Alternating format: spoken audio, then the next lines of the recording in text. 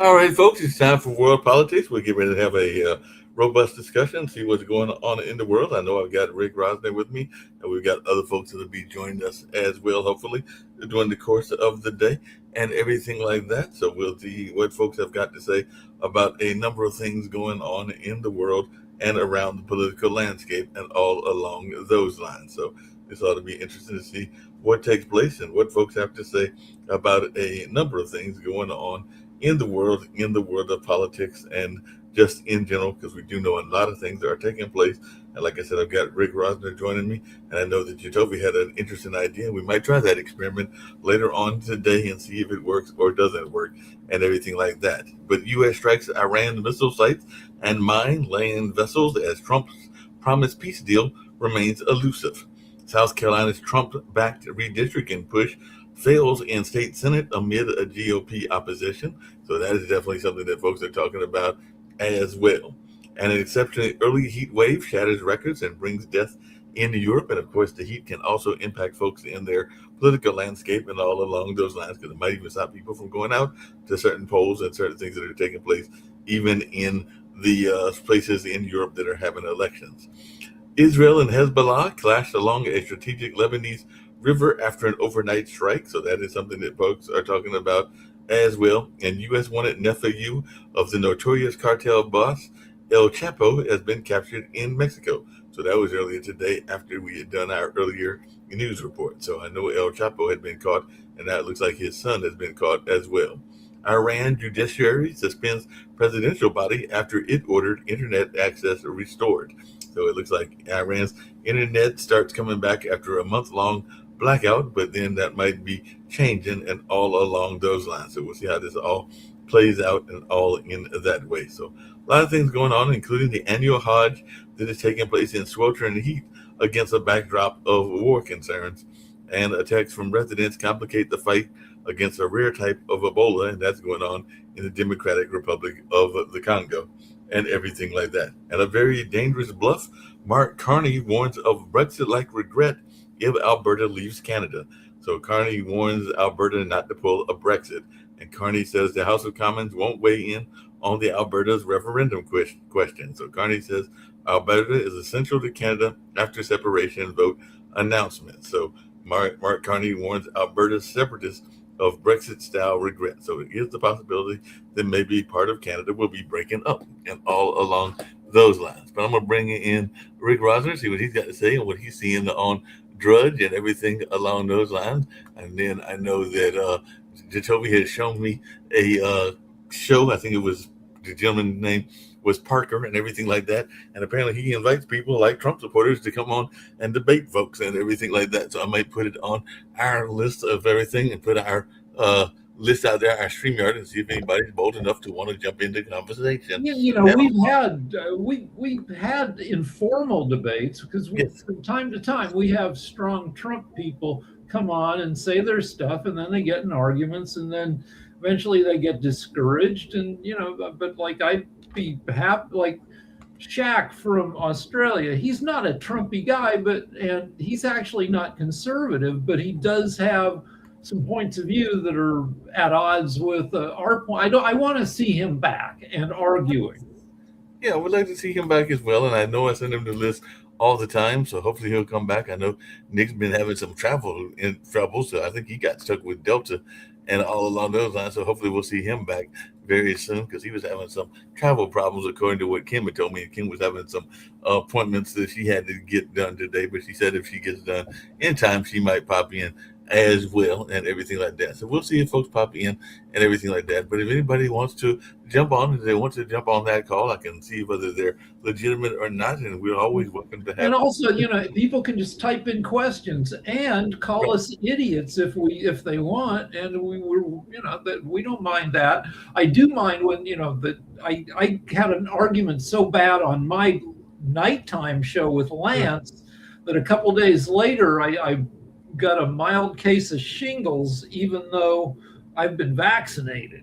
And I So think you said that you was haven't had singles disturbing. since you were like a youngster. I think you said you had it when you were like in your 20s or something like that. Because I did Right, read. but that was before I was vaxxed, and back then the stress was I was working on a game show, and there was a part available. show, and it was between me and Adam Sandler. And they kept saying, "You've got it." Then they told Sandler. It went back and forth 5 times. And I got shingles in the middle of that because I guess I was freaking out. And he ultimately got the part. And if I remember correctly, he went on to have a pretty successful career. He did have a pretty successful career. There's no doubt that he got some parts after that, too. Yeah, he got some parts after that and everything like that. I saw a thing that has nothing to. They said it was AI, but I don't know that it's necessarily AI and all along those lines. Because I did get this comment where they were saying the different world is getting ready to do a reboot, and they showed the characters as they were when they were in the show, and they ranged in age from, like, I think 18 to the oldest one might have been the captain. I think he was playing like a military role that was like a what show are we talking about? Different world and everything like that. But it reminded me less of AI and more like the holograms where you see like Michael Jackson performing with Michael Jackson, even though Michael Jackson has passed and everything like that. So they kept saying it was AI generated, but to me it looked more like it was hologram generated, because it would be like Cree Summers hugging the modern Cree Summers and everything like that. So I don't know, are holograms a form of AI and everything like that? Because this looked like it was more like an image of the. So here's what I just Googled it while you were talking. So Netflix has re-released the 1980s sitcom A Different World, right, using an AI upscaling filter. So TV in the 80s, we didn't have flat screen TVs. We didn't have high definition TV. We had, if you look at video from the 80s, it's blurrier than we're used to today. They sharpened it up artificially. Like when you're watching a cop show, like a CSI or something, and they're zooming in on video footage, and they say, I don't know, they use some language and they say, define, or zoom in, and then all of a sudden this blurry license plate jumps into high definition. Right. A lot of that is just TV bullshit, TV BS and everything like that. So speaking of BS, what is Trump up to these days? I'm sure he went to the doctor for the 3rd time in 13 months. And what did the doctor tell him? What did the doctor? I don't think. Do we have a report yet? But they always say he's great. They say he's like RFK Jr. today came out and said he's the healthiest, most energetic president in history. And then the news channels that I tend to watch countered that by showing him asleep during a cabinet meeting. But the guy turns 80 years old in exactly 3 weeks. And, some 80-year-olds are really zippy. Like Martha Stewart is, I think, 85. Yeah, my dad is 86 and he's still very zippy, as is my mom, who just turned 84 on this past last weekend. So she turned 84 this past Sunday and everything like that. But I would say that both of them, and Dad will be 86 in June. But yeah, they still got a lot of energy and everything like that. Martha Stewart turns 85 in August. And I just saw her on the farewell week of Colbert. She still looks great. If one were kind of a jerk, as I am, one might say, even bangable. But of course, she spends a lot of money on her appearance, and because I'm sure that off camera that she has her senior life where she's not as vibrant, but right. But still, she looks great. She walks she doesn't dodder around. Harrison Ford's a little creaky, but still can, he's still a TV, he still stars in a TV series and goes on talk shows, and he's fine. He's a little bent over. Trump has a lot of issues that we're not entirely, we don't know exactly what they are. So what does the Trump have? Well, like he's got a chronic venous insufficiency, which means that his circulatory system has something going on with it where his ankles get swollen. His ankles get swollen? I have varicose veins. I have to wear 3 pairs of socks, or 3 socks on each leg, including some pressure socks, to make sure that the blood gets from my legs back up to my heart, and my ankles don't get all swollen. I don't get blood clots. Trump has something similar, except that mine is because of a vein problem. We don't know what his is caused by. He also has mottling on the back of his hands that they cover with makeup. So we don't know. Also, he's taken 3 tests for dementia that we know of. Every time they give him a dementia test, he calls it an IQ test and says he aced it. But it's not an IQ test, is it? No, it's a test that they give people to see if they're still able to do the basic cognitive tasks of an average adult. They if they show you a picture of a giraffe, can you say that's a giraffe? If they say draw a clock, can you draw something that looks like a clock with the numbers from 1 to 12 in a circle and then 2 hands? And it's not, it's not the hardest thing in the world to draw a clock, but it's not trivial. People can screw it up, and it can indicate a lot of different problems. For instance, some people who have had a stroke might draw a clock where all the numbers are on one side of the clock, nothing on the other side, and which shows that their brain has lost the idea of left. How old were you as a kid? Because I just saw this video earlier. I was going to try to find it, but I haven't found it yet. But it was a young man who was graduating junior high, so he graduated in 8th grade and everything like that. He was in Kentucky, and he basically called out his school, and then he walked off after he basically told them to F the school and everything like that, because he said that he had originally had a speech that was going to be supportive of folks in the LGBT community, as well as minorities, as well as women and everything like that. But I guess his principals and other folks had told him that he should save that and tone it down and not do it. But he went ahead and did a shortened version of it, and then he basically said "F y'all" and walked off the stage and everything like that. Okay, yeah, I had something similar. So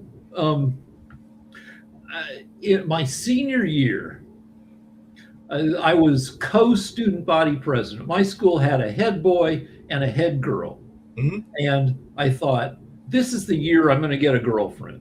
I was so active in so much school stuff, hoping that somebody would notice me and like me. And I was a try-hard, right? There's a character in the movie Grease named Patty Simcox, who's always going around, and she's trying to get people all involved. And I was that guy. I was the guy version of that character. Everybody hates that character. That character's a pain in the ass. Nobody wanted to be. So I had 2 families. I had where I lived most of the year, my mom and my stepdad. And then I had a family, my dad and my stepmom down in Albuquerque. And I'm like, I can't go to college, a virgin. And and it was probably a bigger deal back in the 70s. We're talking 1978. And so I'm like, I'm just going to go back to high school for another year with my other family. And I probably should have done that earlier when I could have done it legitimately. I should have changed towns from Boulder to Albuquerque, but I didn't think of it until too late. So I broke into my high school to steal blank transcripts so I could make a new transcript and go back and have a second senior year in Albuquerque. Wait a minute. So you stole the transcripts? I stole blank transcripts so I could get a special typing ball and type a new set of transcripts that showed that I still had my senior year to go and go back to high school. And okay, now we're talking 78. So this was 48 years ago. And now it sounds super duper creepy. Like, oh, that's a predator right there. Now it's just a guy who wanted to get a girlfriend, right? And just wanted to get a girlfriend. That's but all. Okay, but I got caught breaking into my school because I didn't know they had a silent alarm to steal the blank transcripts.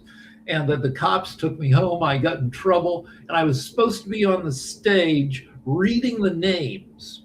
Like it would alternate between me and the head girl reading the names of every graduate. Right. And because I got in trouble, like this kid who told you just mentioned, who told everybody to F off, I was not allowed to do that. So they didn't allow you to do that at all. They would. But I did go back to high school, and I still didn't get a girlfriend. I still couldn't talk to girls.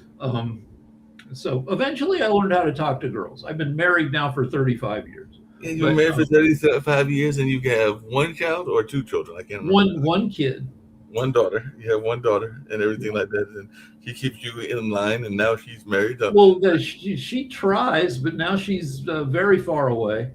She's very far away and also very married, if I remember correctly. Now, is she talking about making y'all grandparents, you and your wife, anytime soon, or is this not in the conversation? That's not something I want to talk. I mean, it's their business, right? I don't want to talk about it on the show. That's fair enough.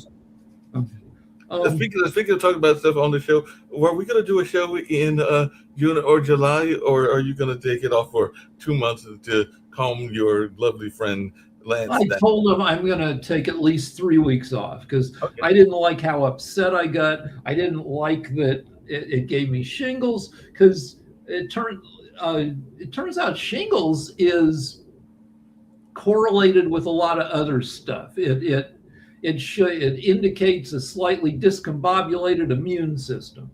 And so if you get shingles, it raises the odds that you get Bell's palsy. You know Bell's palsy, where half your face droops. It gets droops, right?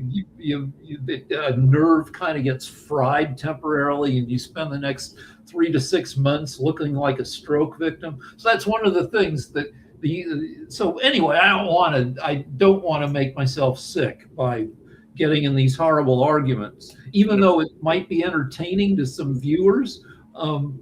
Or not. It might be horrible for some viewers. It's too much drama and too much stuff going on with Lance and Rick and everything like that. But I know that y'all actually are good friends and actually get along in real life and everything like that. Not everybody understands that. And I know he's got some news conversations that some history that he's part of with Hollywood and everything like that. So there's some good things. Yeah, that stuff's great. Lance's dad created the Pink Panther. Those are interesting stories. Right. But Lance's current political opinions, some of them I find aberrant, abhorrent, however you say that word. I don't like them. And we get in arguments. I want to talk about, I mentioned this earlier. I just find this quite, so when you were a kid in PE, in like 8th grade, you had to change out of your street clothes and into gym clothes, right? Right. And I had to too. And we had to wear jock straps, which are awful underwear. And but the deal is you had to change all the way. You couldn't even keep your underwear on. You had to change into special athletic, this jock strap thing, which was stupid, but we did it. And anyway, there's this article I pointed out earlier that says that men today are more concerned and insecure about the size of their wieners than men of previous generations. Yep. And one reason is that kids don't have to get undressed in PE class anymore. And so there are increasing numbers of young men who haven't. Hold on. Coming in another way. Ah, there we go. All right. So there are increasing percentages of young men who really haven't seen any other penises besides their own, or very many because when we were young, there were all sorts of instances where we'd be forced to disrobe around other kids. Gym class, if you went to the Y and you took a class or took a swim class. Anyway, like in Biden's generation, the men of that generation, when they were kids, they had to, when they went to the Y for swimming, they said they all swam naked because swimsuits were made of wool, which was supposed to be unhealthy. So Biden kept this habit of swimming naked, and he'd swim naked at home. And he had a female Secret Service agent who reported him because he would walk out to the pool naked, and this woman had to see him naked. So anyway, it's a big generational change, and so the only dongers that guys in their 20s, many guys in their 20s have seen, have been in porn, and which tends to emphasize giant ones. So a lot of guys are insecure and getting treatment for it. Yeah, I mean, that was the whole time that there used to be, and I guess it's still out there, because like you said, you can watch porn, and porn is out there, but there used to be people that would actually go and get their stuff enlarged, just like women would get reductions. There were supposedly these treatments that would actually enlarge your stuff and everything like that. That was actually real. This article said that one way to do it, to give your that a lot of people worry about the bulge, and that so right. Some people and according to the article, and doctors say that most of the bulge is not your penis, it's your balls. Some people are having saline injected into their balls to give them bigger balls, to give them a bigger bulge.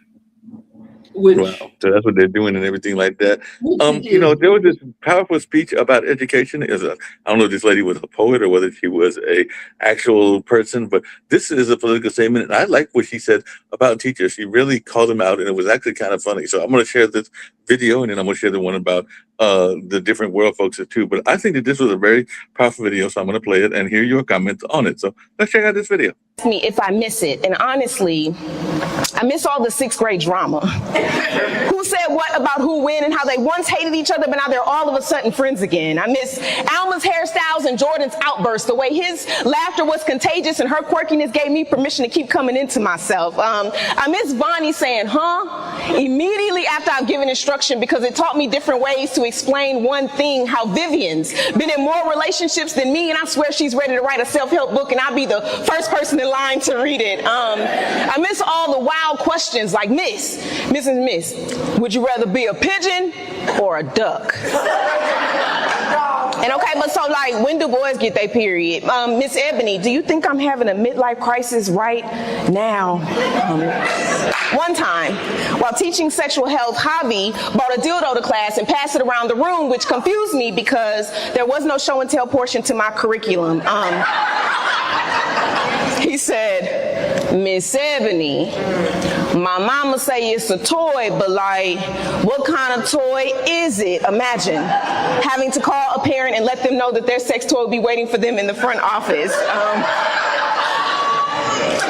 I miss my students' faces lighting up when they pass a test or when they notice me in the stands at a basketball game, because I'm the only family that could show up that day. But I don't miss standardized tests or superintendents with a one-size-fits-all attitude, or knowing other educators that don't like any of their students, or the bureaucracy of having to advocate for why I let Jose sleep for the first 10 minutes of class. He helps his mom clean office buildings overnight so they can have more money. I bought Adrian's food again because his parents make too much for a reduced lunch, but they also don't have any extra income. Maya's mom has to decide where to live based on the district's resources and IEP assistance, and I just wanted to make a salary I could live off of. One time, true story, the school I worked for had to have a fundraiser just so we could have paper. I really loved being a teacher. But the education system in this country breaks my heart.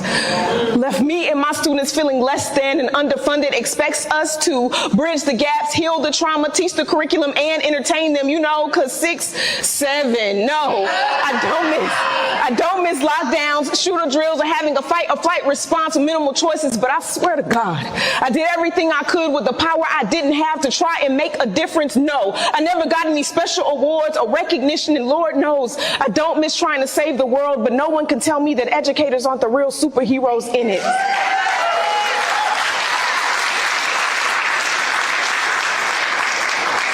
So yeah, simply put, shout out to all the teachers in the building. Thank you. Yeah, she broke down what teachers have to go through and the politics of it. That was a heck of a speech. That was well delivered and very well delivered. This is that video I was talking about that had to do with a different world. So let's check this out briefly as well. Because I finally heard them say it's a different world than where you come from.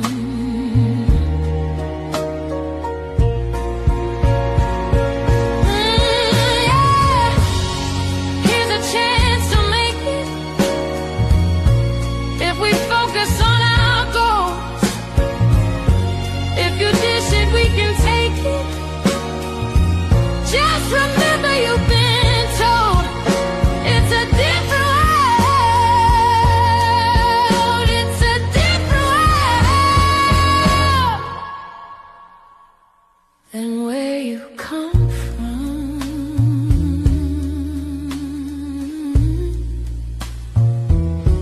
Than where you come from.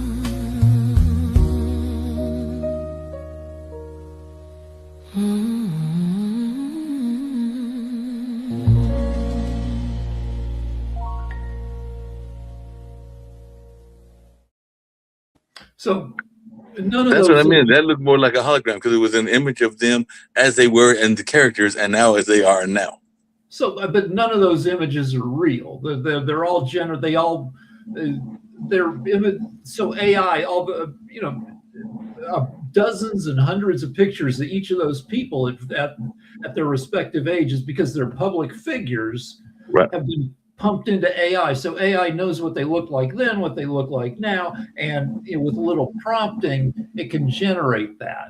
If you asked AI to do that with us, the results wouldn't be as convincing because there aren't as many pictures. We're not as famous, and there aren't as many pictures for AI to work from. So Right. but you can take a picture and upload it to AI apps, and AI will, like a picture of your grandparents on their wedding day in 1930 something. You can upload that, and AI will now animate it. If they're standing next to each other, they might do a dance move or something, and it's both nice and creepy.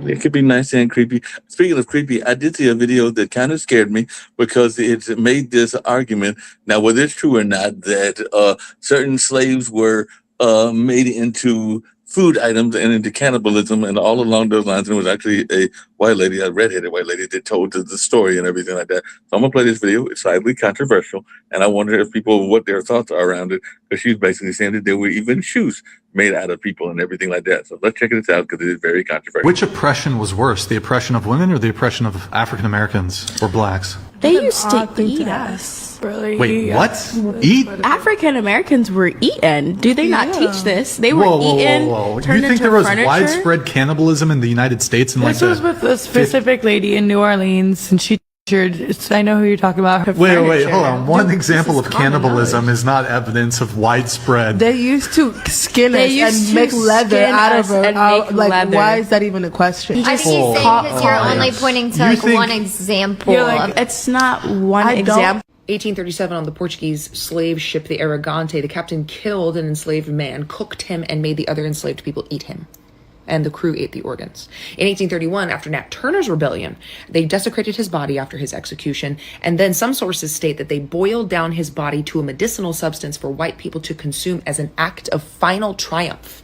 Vincent Woodward has a whole book about the incidents of this happening, the consumption of black bodies, not just literally, but physically, intimately. It's well documented. And within that book, there's another slave owner, a Kentucky man, who butchers and cooks an enslaved person in front of other enslaved people as a form of psychological terror. And then in 1888, the Mercury in Philadelphia releases an expose exposing white doctors who are tanning the skin of black people to make shoes and cigar boxes. One of the physicians was quoted as saying that black skin makes a specifically enduring leather There was also cases in Mississippi of them making belts and purses and things from black skin. They also used black babies as alligator bait. That's documented in multiple sources. They thought it was so hysterical they made postcards about it. Would use them as bait to hunt alligators or would just feed them to alligators. If you really want to go for a wild ride and you can stomach the truth, Thomas Thistlewood's diaries, called the Thomas Thistlewood Papers or the Thistlewood Papers, the slave owner himself kept a documented, detailed diary of all of the torture he inflicted on his slaves, including 3,800 cases plus of SA against black women, probably one of the most common crimes across the slave trade against black women. And he also invented what was called the Derby's dose, where he would flog a slave and then rub pickle juice or lime juice into their skin and then make another enslaved person defecate in their mouth. Typically, those kind of infractions would be eating a piece of sugar cane because they were hungry. And no, Miss Ma'am, you don't know who you're talking about. Madame Lalaurie did not eat her slaves. What she did do is chain them up with iron collars where she tortured, mutilated them, peeled their skin into strange shapes, and then murdered them. Just because you people are not educated enough to know what actually happened and you don't want to believe it because it makes you uncomfortable doesn't mean it didn't happen. So to me, so I'm Jewish. So, we had a Holocaust. We had the most famous Holocaust. World War II in Europe lasted from 39 to 45. The murders happened. Most of them happened from 42 through 45. So we're talking, Hitler murdered 11 million people, 6 million Jews, 5 million other people he didn't like in 3, 4, 5 years. The slavery in the U.S. was like a slow-moving Holocaust that consumed probably roughly, I don't know, I mean, certainly in the millions, so certainly comparable to the short Holocaust.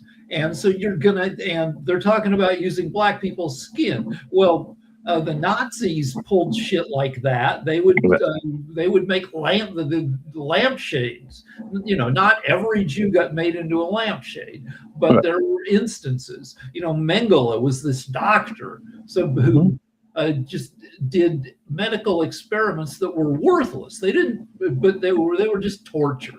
That he would sew 2 Jewish kids together to see if he could make Siamese twins.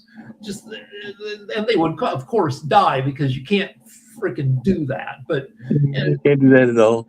And we got another show that'll be coming on at 6. It's actually Mama Noni's show. And she talks a lot about history. And I was actually going to play this video and everything, because one of the things people talk about, even with the Holocaust, the slavery Holocaust, is the fact that Africa is a more modern phrase and everything like that. There was actually Kemet and other names that existed about Africa and everything like that. So I got 2 more videos, but this one I think you'll find interesting. Wait, before you move on, there is maybe the most famous instance of parts of black people's bodies being used by white people is George Washington lost his teeth.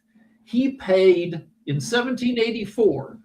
George Washington's records explicitly show he paid 122 shillings to unnamed enslaved people on his Mount Vernon property for 9 teeth, because his teeth were made of wood, of some other stuff, but with real teeth, wedged into the wood. He bought those teeth off of living people. Yeah, definitely. And this talks about some of that history as well. And I've got a funny one that you'll get a kick out of, because this woman does a perfect imitation of a Southern woman, and that'll be the last one I play. But check out this one about history and everything. Have you ever wondered what Africa was called before it was called Africa? The fact that you're guessing right now is the whole problem, because you weren't supposed to know. The people who renamed it, they made sure of that. Before any Roman ever touched that soil, before any European map ever tried to contain it, this land already had a name, and not just one. Al-Kebulan. Let's say it out loud. Al-Kebulan. That is what the oldest scholars on earth called this place. Moorish historians, ancient records, civilizations that existed before Rome was even a thought. And what did it mean? It meant mother of mankind. Not just a location, but a declaration. And then there was Kemet. The ancient Egyptians, the people who built structures that we still cannot fully explain today, they looked at their land, at the dark, rich soil the Nile blessed them with, and they said that this place is sacred. So they named it the Black Land, Kemet. A people so rooted in who they were that their very ground had a title. And then Rome showed up. In the year 146 BC, they destroyed Carthage, burnt it to the ground, salted the earth so nothing grows back. And then after all of that destruction, they looked at this tiny corner in North Africa that they had just claimed and they named it Land of the Afri tribe. One small Berber tribe in what is now Tunisia. Not the whole continent, just their little trophy. But then the maps came, and this is where it gets really sinister. Because European cartographers, men sitting in offices thousands of miles away, they started drawing up this continent, and with every map they printed, the name Africa crept further south, further east, further west, swallowing Alkebulan whole, burying Kemet under Latin ink, until one Roman military trophy became the name of 54 nations and 1.4 billion souls. They didn't just take the land, they didn't just take the people, they renamed the mother and told her children that that was always her name. This is not a small thing, because when you erase a name, you erase the story behind it. You erase mother of mankind. You erase the Black Land, and you replace an entire identity with a footnote in someone else's history book. A footnote that they wrote about a story that was never theirs to tell. That's wild, right? And right now, today, movements across the continent are fighting to bring Alkebulan back. Not just on maps, not just on passports, but in the mouths of the people who finally know the truth. People who looked at the footnote and said, nah, man, we are the whole book. So what was Africa before it was called Africa? Now you know. The question is, what are you going to do with that? I didn't know that, but Yep, it has other names and everything like that. So you learn something new.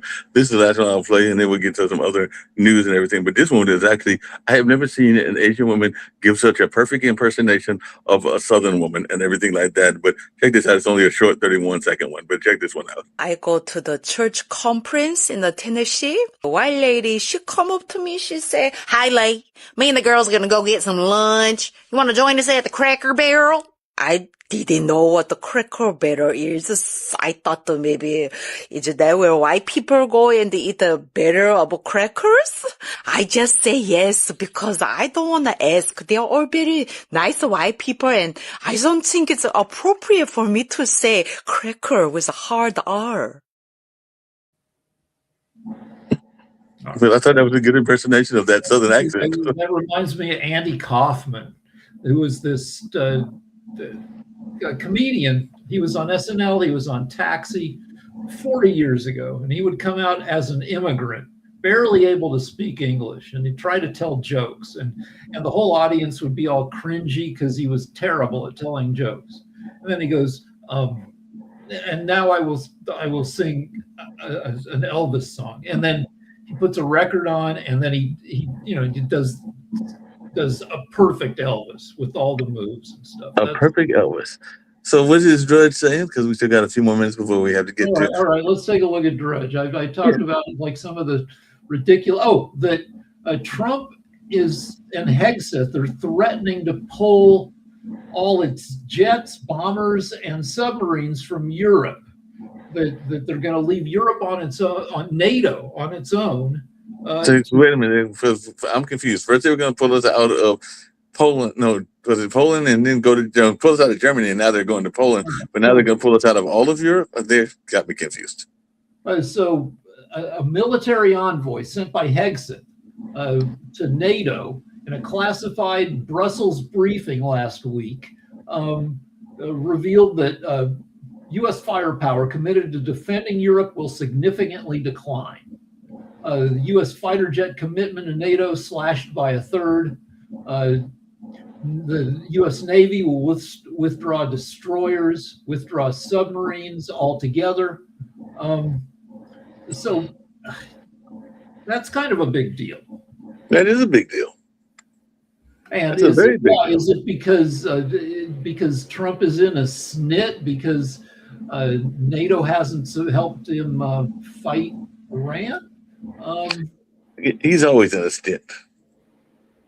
He stays in the stint. So anyway, if that happens, that's huge.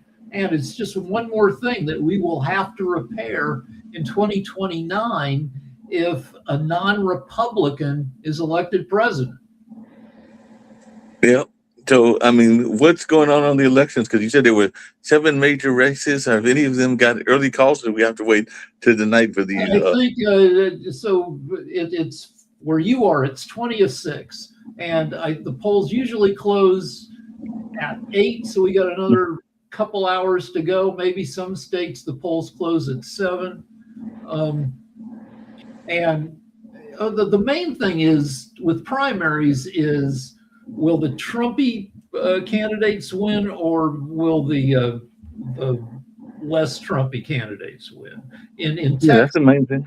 We've got to figure out who's going to win and how they're going to win and everything like that. Because there's definitely some Trumpy candidates out there, some horrible Trumpy candidates. Yeah, and even the Democrats have a horrible, like, a racist lady who's maybe, I forget which state, but she's saying that Zionists, people who I think that's Minnesota, because they're saying that she could cost folks Minnesota, which has been a very liberal state and everything like that. I mean, but it's also the state that gave you Jesse Ventura and everything like that. So she's saying that Zionists belong in prison, which is not And great. Politicians. No, that's not great at all. Now, is it Minnesota or is it Michigan? It's one of those two, but I know that the one you're talking about, but it's one of the 2 Midwest states. Okay, let's see what else. Trump's phone. 10 months ago, he said you could put it to get the golden Trump phone, and people, 600,000 people put down $100 deposit. And then it took them 10 months to start rolling out the phone, and it's here, and people say it's sucky. It looks like crap. He said it wouldn't be made in China. It would be made in the USA, which is ridiculous because I don't think we make phones in the USA. No, I mean, that's how all phones were made in either China or Japan. I mean, who would make a phone in the US? I'm trying to think. There is no Bell South. I'm trying to think of who would be an American-made phone company and everything like that. Because most phones, I think, are made overseas and everything like that. Like this phone, I think, is made overseas, and a couple of other phones I've had are overseas. But who would make a American phone? So anyway, so the phones are out and people don't love them. RFK Jr. just put out video of him handling snakes at Dr. Oz's house. What is it with him and snakes? I don't know. I mean, but okay, I'm looking at the video now, and like they're not big snakes. They look, they're like the size of garter snakes. And I think it looks like one of them bit him. It's senselessness. That sounds like total senselessness. They say an early voting tally. I did see a result. It says early voting tally shows large turnout in Texas GOP Senate runoff, a drop from March primary rate. So it looks like there is a large turnout, but maybe a drop in terms of the turnout from the March turnout. But they do have a large turnout. So that's interesting because March was, I think, the Democratic primary. Right. So if more people are turning out for the Democrats than for the Republicans, that signals that Texas used to elect Democrats. LBJ was a Democratic president from Texas, and I mean, yeah, and there was the woman. There was the African American woman that was from Texas. Not Maxine Alexander. That's California. But there was a major woman that was part of Barbara Jordan. So yeah, Texas hasn't always been purely red. So, and if enough people get annoyed with that Trump hasn't lived up to his promises, some of Texas could be in play. Well, there's a new meeting that says that Trump will no longer hold cabinet meetings at Camp David, which has been going on forever. Because I know that Ford did it, Reagan did it. A lot of people had their cabinet meetings at Camp David, but apparently he doesn't want to have them at Camp David. Maybe he wants to have them at Mar-a-Lago and everything like that. There is a Democratic candidate. You're talking about bad Democratic candidates.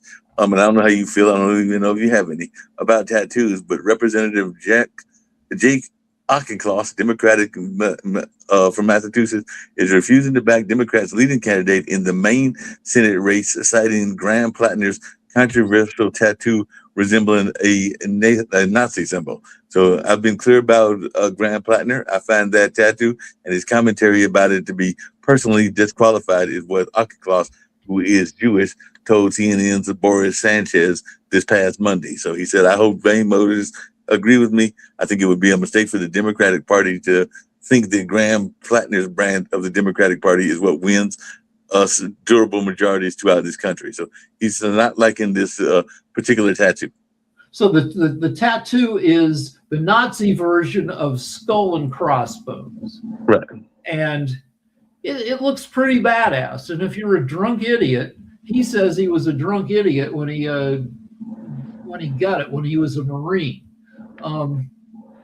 Then let's see. So then after people noticed that he had a Nazi tattoo, in 2025, he had the original covered up with an image of his Scottish heritage dogs and a Celtic knot.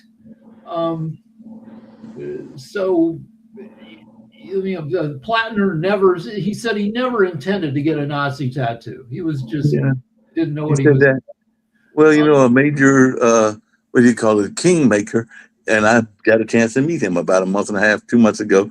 It looks like his seat has survived for now as South Carolina Republicans back Trump on redistricting. So for right now, and he did come to my Cultural Arts Center about a month and a half ago, it looks like Representative Jim Clyburn is safe because he's the state's lone Democrat. And he did write a book about some of the historical 8 Democrats that had been there back in the Reconstruction era and everything like that, 8 Black Democrats. But South Carolina Republicans defied President Donald Trump and blocked the redistricting measure that would have drawn out the state's lone Democrat representative, Jim Clyburn. So the move to the Albany kills their chance of flipping that seat for 2026. It's possible the GOP will still draw Clyburn before 2028. But for right now, he looks like he's safe in that seat. Clyburn's like a totally experienced guy. Oh, yeah. So like he's 85. He's up there in age. Because he even made jokes about that when he came to the Cultural Arts Center, and I think that was back in, this is May, I think that was back in April. And he's been in the House of Representatives for 33 years, 33 and a half years, which is as long as he's got his faculties, and it seems like he does. That's probably somebody you want there with a ton of experience. Oh, yeah. You want somebody that knows what they're doing and they got that experience. You don't want somebody that doesn't have experience. We got enough of that with Trump and others in the White House. All right, so I don't know. Have we hit enough stuff? I think we've hit enough stuff. I was going to ask you, I think I asked you this earlier. Are you going to watch the spelling bee competition that's going to be starting tomorrow and Thursday? So the annual spelling bee competition is going to be taking place, the Scripps competition. And I'm sure that, as usual, somebody from one of the Asian countries will win, even though that does sometimes. I'll watch the highlights. But, you know, the whole thing is pretty tedious. But, you know, when it gets down to the last 5 kids, you know, Right. they usually, I might, you know, if I happen to run into it. You might watch it then. Yeah. And, you know, there's a technology to studying for that. You know, when we were kids, you know, we'd have spelling bees at our schools, right? Mm-hmm. Yep. I've even done spelling bees at clubs, because you can even do spelling bees now. I know a couple of local bars that still do spelling bees, and a friend of mine, until he moved to New Jersey, he used to do a spelling bee. I think I told you before that it was usually the Latin words or the medical words that got me. So, you know, it was a basic word like, you know, something like zucchini. I could probably get that spelled and everything along those lines. But it's when we got the words that had to deal with either Latin words or Latin framed words or any of those highly technical medical words, that's where somebody like Dr. Patmos would have to be my coach. I need to use a hotline to borrow the line from Who Wants to Be a Billionaire. I'd have to call a friend. But the deal is, when we were kids, spelling bee wasn't really a sport the way it is now. where, at your school, the kid who might win might be a kid who just read a lot, right? Yeah. Or maybe read the newspaper every day, or, had parents who had a lot of books in the house or whatever. But it wasn't a thing. But now spelling bee kids, they've learned how to study effectively. And it's not just spelling bees, because even here in Durham, our local, one of our local HBCUs, North Carolina Central University, they won one of those college bowls and everything like that. So even those college quiz bowls are very popular as well, because they won earlier this year one of the quiz bowl competitions and everything like that. So those can be very popular as well. And but it's like you said, it's a lot of studying. You got to study like you would a game show, abstract things and know a variety of topics, because it's like any game show, and you've been on game shows and everything like that. You have to have a wide variety of knowledge. Yeah, I studied my ass off, and I still got my ass kicked. But here's what AI says. Yes, spelling bee words have gotten vastly more difficult over the decades, driven primarily by escalating skill levels of competitors and better study technology.